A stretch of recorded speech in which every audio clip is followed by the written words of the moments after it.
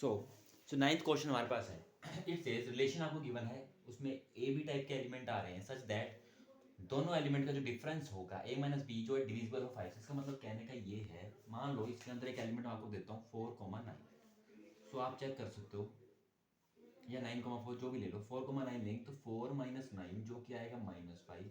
और क्लियरली -5 को जब 5 से डिवाइड करेंगे आपके पास कोई इंटीजर आंसर आ रहा है, मतलब आंसर आ रहा है देखो 5, देखो दो नंबर लिए 4 9, इसमें से उठाए, मान लो 4 9 इसमें आते हैं, उनका कहता है डिफरेंस करो, डिफरेंस करा, चेक किया तो -5 आ रहा है। क्या वो -5 से डिविजिबल होता है? यस होता है, -1 पे होता है। अगर कोई दो नंबर का किसी नंबर से डिवीजन डिफरेंस करने पर 5 से डिवीजन करने पर आंसर कुछ इंटीजर आ रहा है तो हम बोलेंगे वो 5। अगर आंसर इंटीजर आ रहा है तो हम बोलेंगे वो 5 से डिविजिबल है। क्लियर? बट ये तो एक एग्जांपल के थ्रू करा ना हमने, तो एक जनरल बात कहने की ये होती है। क्लियर? अब हम एक बात बोलते हैं, अगर एक बात बताओ, अगर कोई नंबर, अगर मान लो a minus 5 a minus B 5 पे डिवाइड करने पर मुझे क्या दे दे, एक k नंबर दे दे, ये तो हम कह रहे हैं। डिविजिबल का मतलब क्या होता है कि भाई इस चीज को 5 से डिवाइड करने पर मेरे पास जो आंसर है वो एक इंटीजर आ रहा है, ठीक है, तो हम कह देंगे कि भाई a माइनस बी 5 से डिविजिबल है। अल्टीमेटली कहना तो यही चाहते हैं। सो तो ए और बी जब बिलोंग करेंगे, जब इनका डिवीजन 5 से कुछ इंटीजर आए। क्लियर? ये चीज हमें कहनी है। अब इसको प्रूव करना है इक्विवेलेंस रिलेशन। पहली बात तो इक्विवेलेंस, इक्विवेलेंस में आपको मैंने बताया था सिमेट्रिक, ट्रांजिटिव एंड रिफ्लेक्सिव तीनों दिखाने हैं। तो सबसे पहले रिफ्लेक्सिव दिखाते हैं। देखो रिफ्लेक्सिव, रिफ्लेक्सिव में क्या करते हैं, मैंने बताया था सेम एलिमेंट लेते हैं, ए का ए के साथ ही, ए कोमा ए लो, ठीक है, लेट ए कोमा ए ले लिया। नाउ क्लियरली आप एक बात बताओ, ए माइनस ए क्या होता है? अगर दोनों एलिमेंट ए उठा लिए तो इनका डिफरेंस निकालो पहले, तो वो क्या होता है 0। और अगर मैं 0 को 5 से डिवाइड कर दूं तो आंसर आता है 0, जो कि अल्टीमेटली फिर से क्या है, एक इंटीजर है। मैंने तो यही बोला था कि दोनों एलिमेंट वो उठाने हैं जिनका डिफरेंस 5 से डिवाइड करने पर मुझे इंटीजर आंसर दे दे, तो मैं बोल दूंगा ये एलिमेंट जो है रिलेशन में जा रहा है। So clearly this implies a comma a जो है कहाँ बिलोंग कर गया, रिलेशन में चला गया। सो ये रिलेशन रिफ्लेक्सिव तो है, रिफ्लेक्सिव तो है। सेकंड पार्ट में मुझे प्रूव करना होता है सिमेट्रिक प्रूव करना होता है। सिमेट्रिक में ए बी, अगर ए से बी अगर जुड़ा हुआ है तो बी से ए, मतलब उल्टा भी उसका हो। अगर मान ले 1,6 इसके अंदर आ रहा है तो 6,1 भी इसमें आए। और क्लियरली है बेटा 1 6 का डिफरेंस -5 जो कि 5 से डिवाइड होता है, तो उसका उल्टा 6 1 का डिफरेंस 5 जो कि 5 से डिवाइड होता है। फर्क क्या आएगा, जहां -1 आंसर आ रहा था पहले अब +1 आ जाएगा, वो है तो इंटीजर ही। सो लेट एक लेके चलना और एक प्रूव करना है। लेट ए कोमा बी बिलोंग करता है आर में। अगर ए कोमा बी बिलोंग करता है आर में तो क्या होगा, इनका जो डिफरेंस होगा और उसको 5 से डिवाइड करने पर मुझे क्या मिलेगा जी, मुझे एक मिलेगा इंटीजर, क्योंकि ये चीज इसमें आ रही है, मैं कह रहा हूँ। नाउ अगर ये बिलोंग कर रही है, इसका आंसर के आ रहा है, सो मैं अगर उल्टा कर दूं b माइनस ए बाई 5 तो यहाँ माइनस के आ जाएगा, बिल्कुल सही, जो कि फिर से क्या है बेटा, अगर ये इंटीजर है, माइनस के भी तो एक इंटीजर ही है, तो मैंने क्या दिखा दिया कि b माइनस ए का डिफरेंस 5 से डिवाइड करने पर भी मुझे इंटीजर मिल रहा है। तो इसका मतलब b कोमा ए टाइप का एलिमेंट कहाँ चला गया, रिलेशन में चला गया। ए भी लेके चला था, बी ए दिखा दिया, मतलब ये उल्टा, इसका उल्टा इसमें आ रहा है रिलेशन में, तो ये सिमेट्रिक भी है, रिफ्लेक्सिव भी है। थर्ड में हमें दिखाना है बेटा ट्रांजिटिव हमने अभी करा था कि भाई ए बी पे जुड़ा हुआ है, बी सी पे जुड़ा है, तो सी ए पे जुड़ा हो, ये कहना हमने। क्लियर? सो इसको मैं क्लियर कर देता हूँ, ट्रांजिटिव दिखाते हैं। ट्रांजिटिव के लिए दो एलिमेंट लेके चलने हैं। लेट दो लेके चलने बेटा, ए बी से रिलेटेड है, बी सी से रिलेटेड है, दोनों रिलेशन में आ रहे हैं, मतलब ये दो लेके चलो और आपको शो करना है कि ए सी से जुड़ जाए। ए बी से जुड़ा हुआ है, ए बी से जुड़ा, बी सी से जुड़ा, आपको दिखाना है ए सी से जुड़ जाए। अब देखो कैसे दिखाएंगे। A B belongs to R, A B अगर बिलोंग कर रहा है आर में तो इनका जो डिफरेंस है 5 से डिविजिबल होने पर मुझे कुछ इंटीजर देगा। सिमिलरली अगर बी सी बिलोंग करता है आर में तो इनका डिफरेंस डिवाइड बाय 5 मुझे कुछ इंटीजर देगा, मान लो m, दोनों इंटीजर देंगे। अब मैं क्या करूंगा, अब मैं इनको एक काम करते हैं, clear, A minus B by 5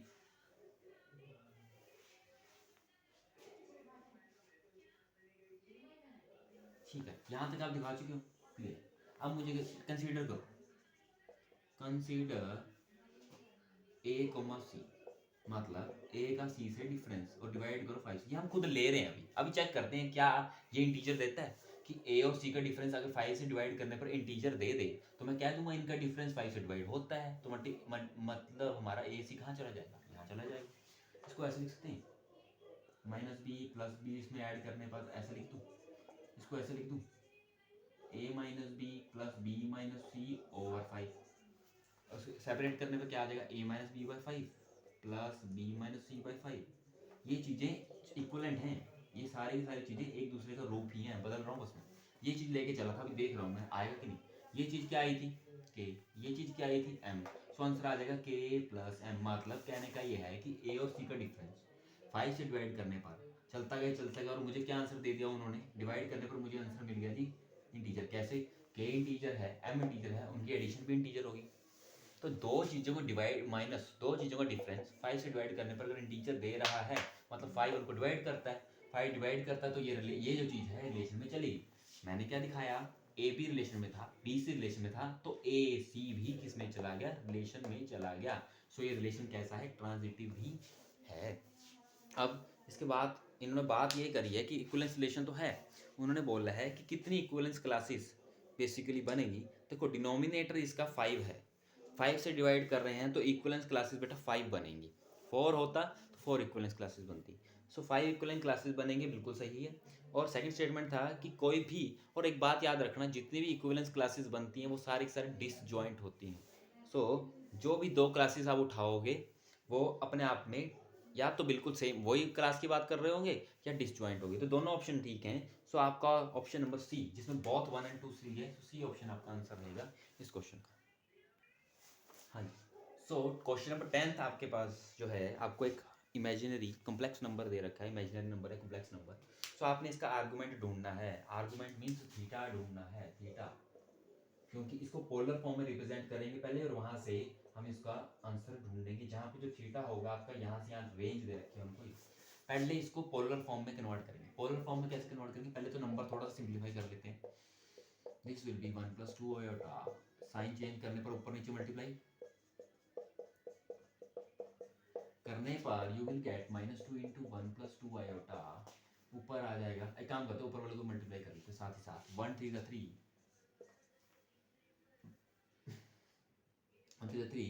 minus iota plus 6 iota, और 2 आयोटा इंटू आयोटा करेंगे, आयोटा स्क्वायर -1, और माइनस पढ़ा ही था, माइनस माइनस प्लस, प्लस का 2 आ जाएगा बेटा, अपॉन 3 + a² - b², a का स्क्वायर 3 का स्क्वायर माइनस आयोटा का स्क्वायर। बेटा आयोटा का स्क्वायर क्या होता है, -1, आयोटा स्क्वायर -1 होता है, माइनस और माइनस प्लस बन जाएगा, तो अल्टीमेटली आपके पास आ जाएगा 2/9, और ऊपर क्या रहेगा हमारे पास, ऊपर रहेगा, सॉरी यहाँ गलती होगी, 9 + 1 10 आ गए, 10 आएगा, ऊपर आएगा 5 × 10 10, सॉरी सॉरी सॉरी सॉरी फिर से गलती, 5 + 5 आयोटा, ऊपर ये आ जाएगा, क्लियर।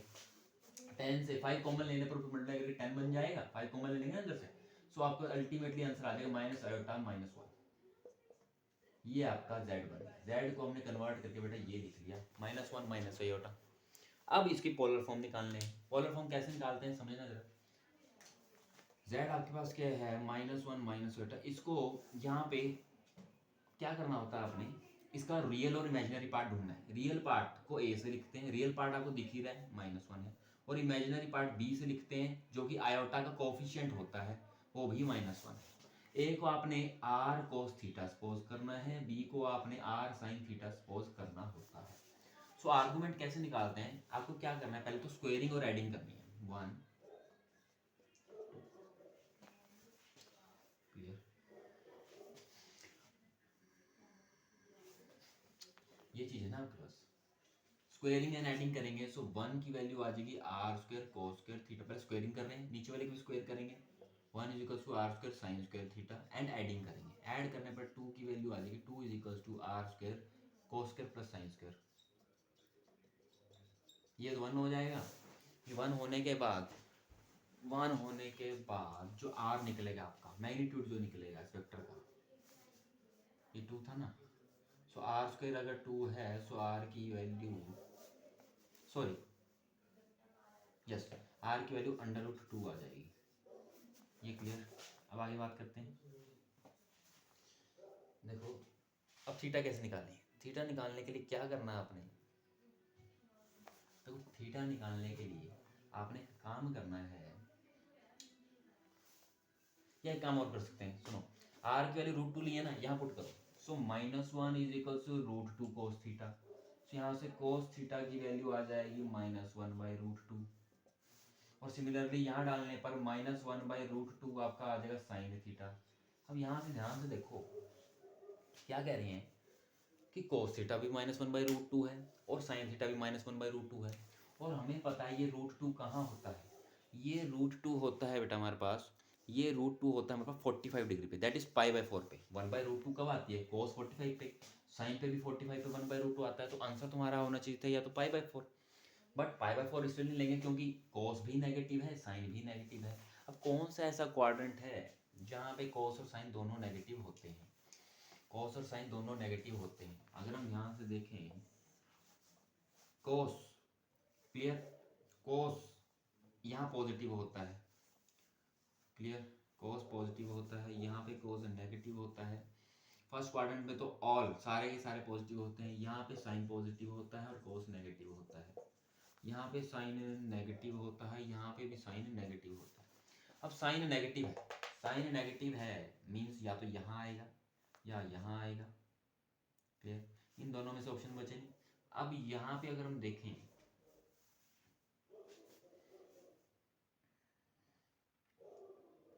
ठीक है, सो हमारा थर्ड क्वाड्रेंट आंसर होना चाहिए था। अब थर्ड क्वाड्रेंट में अगर हम देखें सो ऑप्शन हमारा क्या होना चाहिए था, पाई प्लस पाई बाई 4, जो कि आना चाहिए था 5π/4। ऑप्शन हमारा होना चाहिए था 5π/4, बट इनके अंदर कोई भी ऑप्शन 5π/4 नहीं है। इन्होंने क्या किया हुआ है, इन्होंने रिवर्स चलाया हुआ है, उल्टा चलाया। हम क्लॉकवाइज चलते हैं ना, हम सॉरी एंटी क्लॉकवाइज को पॉजिटिव मानते हैं, अगर ऐसे चले तो हमारा काम पॉजिटिव है। इन्होंने क्लॉकवाइज चला रखा है, क्लॉकवाइज मीन्स दिस, इस साइड पे चल के सेकंड क्वाड्रेंट में आए हुए हैं, क्लॉकवाइज चलेंगे। सो 135 डिग्री माइनस का 135 डिग्री जो है, क्योंकि यहाँ तक पहुँचेंगे दो तरीके बेटा, या तो पॉजिटिव डायरेक्शन से आओ या उल्टा आ जाओ। पॉजिटिव से आते हैं तो हमारे पास जो एंगल रहता है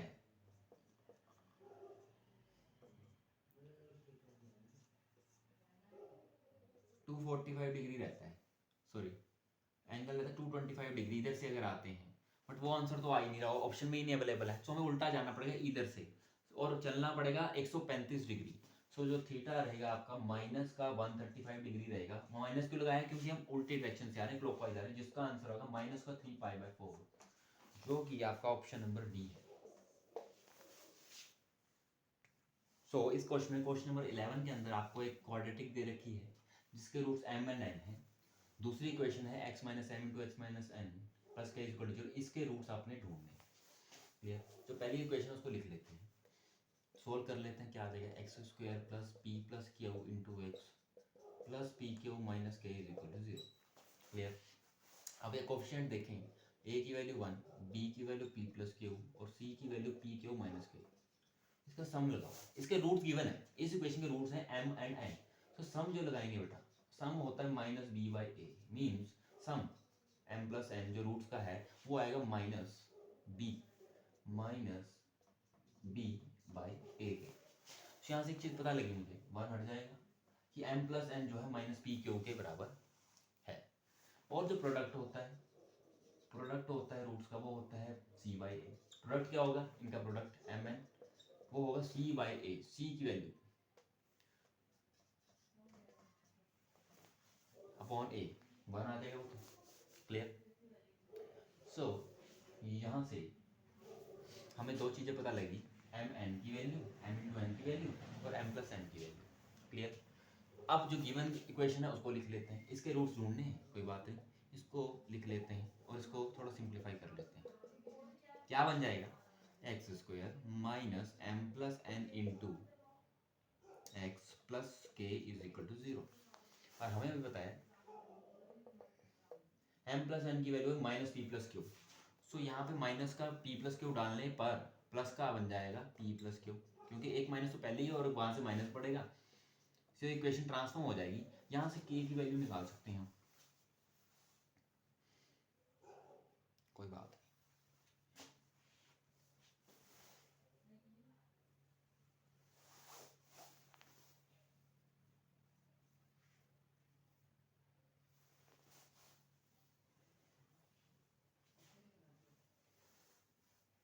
यहाँ पे एक गड़बड़ी हुई, यहाँ पे एक्स एक चीज़ और आनी थी, एम एन भी आना था।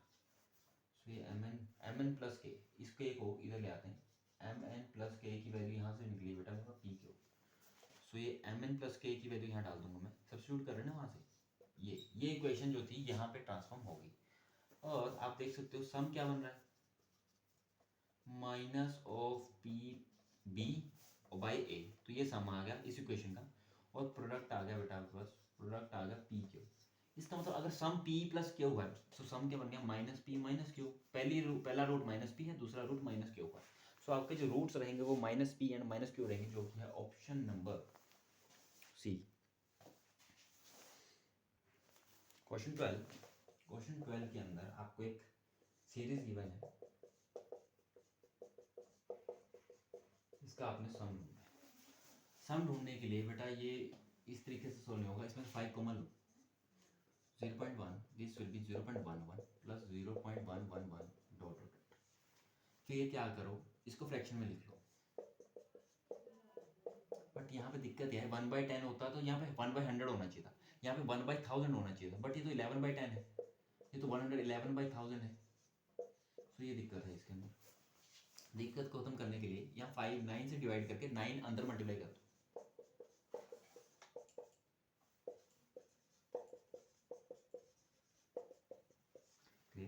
इसमें से अब इसको क्या लिख सकते हैं, इसको हम लिख सकते हैं, इस चीज़ को पर्टिकुलरली इस चीज़ को लिख सकते हैं 1 - 9 1 - 1/10। देखोगे अगर आप इसको सोल्व करेंगे वापस तो यही बन जाएगा। सिमिलरली इसको लिख देंगे 1 - 1/100, सॉरी ये 99 था, ये 999, 9 से मल्टीप्लाई करा ना ऊपर 99, यहाँ 999। इसको लिख सकते हैं 1 - 1/1000 डॉट डॉट। सारे 1 को इकट्ठा कर दो, कितनी बार लिखेंगे ये एन टर्म्स हैं, ये एन टर्म्स हैं। सो एन टर्म्स में से एक एक एक कितनी बार एन आएगा, 1 आएगा, 1 + 1 + 1 एन टाइम्स। प्लस में क्या चल रहा है, यहाँ पे माइनस एन कॉमन ले लेते हैं, बाकी ये तो लिख लिए सारे 1 जितने भी आएंगे इकट्ठे कर लिए, यहाँ से लिखने स्टार्ट करो सीक्वेंस 1/10, माइनस बाहर ले लिया उनका, ये बन गया हमारा। ये देखो अब ध्यान से देखोगे ये जीपी बन रही है, जीपी क्लियर। ये क्या बन गया 5/9 टाइम्स एन टाइम्स, जब 1 को प्लस करेंगे ये तो आएगा एन माइनस। अब जीपी का सम होता है बेटा, रेशियो चेक करो आप, रेशियो क्या है, रेशियो है 1/10 की। ये रेशियो का फॉर्मूला होता है A2/A1, 1/100 डिवाइड बाई 1/10। जो आप करेंगे आपकी रेशियो आएगी 1/10 की, जो आर आया वो 1/10 आया। लगाते हैं, फॉर्मूला क्या रहता है जीपी का, एस एन का जो फॉर्मूला रहता है वो होता है A/1 - R/n/1 - R। ये फॉर्मूला रहता है आपका sum of n terms in of GP. ये ए का काम करेगा, रेशियो आपको दी ही है, ए 1/10 इंटू 1 माइनस रेशियो की पावर n ओवर 1 माइनस ए, 1 माइनस रेशियो, क्लियर। ये आ जाएगा आपके पास 5/9 इंटू एन माइनस, ये सोल्व करेंगे आप, ये 9 आ जाएगा, 10 उधर चला जाएगा कैंसिल हो जाएगा, तो आ जाएगा 1/9 टाइम्स 1 माइनस 1/10 की पावर n। ये आपका आंसर रहेगा इस क्वेश्चन का, जो कि है आपका ऑप्शन नंबर डी। तो डी एक ऑप्शन है आपका, इसका आंसर रहेगा। सो आपको गिवन क्या है, 1 ओमेगा एंड ओमेगा स्क्वायर जो दे रखे हैं वो क्यूब रूट्स हैं यूनिटी के, मीन्स 1 की जो क्यूब रूट लिया जाता है वहाँ से जो 2 रूट्स निकलते हैं, क्लियर, वो 3 रूट जो निकलता है 1 ओमेगा एंड ओमेगा स्क्वायर है। इनकी एक प्रॉपर्टी याद रखना आप, 1 + ओमेगा स्क्वायर, जो ये क्यूब रूट्स होते हैं इनका सम जो होता है वो 0 होता है, और तीसरी बात ये होती है कि ओमेगा क्यूब जो होता है वो 1 होता है। ये 2 प्रॉपर्टी याद होनी चाहिए। आपको सोल्व क्या करना है, आपको इसकी वैल्यू ढूंढनी है, 1 omega 1 plus omega square 1 plus omega की 4 एंड 1 प्लस ओमेगा की 8। इसको सोल्व करके आपको आंसर लेना है। आपको दो बातें बताई, ये चीज़ 0 होती है और ओमेगा क्यूब 1 होता है। इसको ध्यान रख के इसको 1 प्लस ओमेगा रहने दो, इसको 1 प्लस ओमेगा स्क्वायर ही रहने दो। यहाँ देखना, इसको मैं 1 plus omega cube into omega लिख दूँ और सिमिलरली इसको 1 प्लस ओमेगा क्यूब 6 लिख के इंटू स्क्वायर लिख देता हूँ। अब क्या आया, 1 प्लस ओमेगा स्क्वायर, ये क्या बन गया ध्यान से देखना। ओमेगा क्यूब अभी बताया 1 होता है, यहाँ 1 पुट करने पर 1 प्लस ओमेगा ही रह जाएगा। और ऐसे ही ओमेगा, देखो अगर ओमेगा की क्यूब 1 है तो ओमेगा की 6 वो भी तो 1 ही रहेगी। तो ये आ जाएगा 1 प्लस ओमेगा स्क्वायर, यहाँ तक आपके पास आ जाएगा। क्लियर। अब दोनों चीज़ें सेम है, ये दोनों सेम है, तो ये बन जाएगा 1 प्लस ओमेगा का whole square into 1 plus omega की पावर स्क्वायर का होल स्क्वायर। ये दो चीज़ें बनती है, इसको ओपन करो। 1 plus omega square plus 2 omega, 1 plus omega 4 plus 2 omega square, ये चीज़ बन गई। हमें पता है 1 प्लस ओमेगा स्क्वायर 0 होता है। यहाँ से कैसे करेंगे, 1 प्लस ओमेगा, इस 2 ओमेगा है ना, एक अलग अलग करके लिख लेते हैं इसको, 2 बारी है ना, एक एक करके। ऐसे ही यहाँ पे ओमेगा की 4, देखो ओमेगा की 4 को फिर से मैं ओमेगा क्यूब इंटू ओमेगा लिख दूँ और ओमेगा क्यूब 1 होता है, सो अल्टीमेटली ओमेगा ही आ जाएगा। 1 प्लस ओमेगा ये आ गया, इस ओमेगा स्क्वायर को तोड़ देंगे, omega square plus omega square में। अब ध्यान से देखो, 1 ओमेगा स्क्वायर 0, 1 ओमेगा स्क्वायर 0, यहाँ से क्या बचा 0 प्लस ओमेगा, यहाँ सिर्फ ओमेगा बचेगा, यहाँ से बचेगा आपका सिर्फ ओमेगा स्क्वायर। ये आ जाएगा बेटा ओमेगा का क्यूब, और ओमेगा क्यूब कितना होता है 1 होता है। सो इसमें ऑप्शन रहेगा आपका C correct. So question number जो 14 है उसमें आपको एक सेट दिया है जिसके अंदर आपको टोटल 10 एलिमेंट्स हैं, 1 से लेकर 10 तक के एलिमेंट्स हैं। अब आपको पता करना है नंबर ऑफ सबसेट्स ए के कितने बना सकते हैं कंटेनिंग एग्जैक्टली 2 एलिमेंट्स। दो एलिमेंट के पेयरिंग कर करके, जैसे मान लो 1,2, ठीक है ना, फिर 2,3, ऐसे दो के पेयरिंग के कितने नंबर ऑफ सबसेट्स इनसे बनाए जाते हैं, बना सकते हैं। मतलब बेसिकली इन सारे एलिमेंट्स में से दो के कॉम्बिनेशंस चुनने हैं। सो जो आपके पास फॉर्मूला, मतलब बेसिकली आपको कॉम्बिनेशन ही पूछ रहे हैं ना, सो फॉर्मूला होता है बेटा NCR, कॉम्बिनेशन का फॉर्मूला होता है n factorial upon n minus r factorial into r factorial. So इसमें लगाते हैं, हमारे क्या निकालना है 10C2, 10 में 10 ऑप्शन अवेलेबल है, दो के कॉम्बिनेशन। सो 10 factorial over 10 minus 2 factorial into 2 factorial. Clear इस फॉर्मूले की हेल्प से।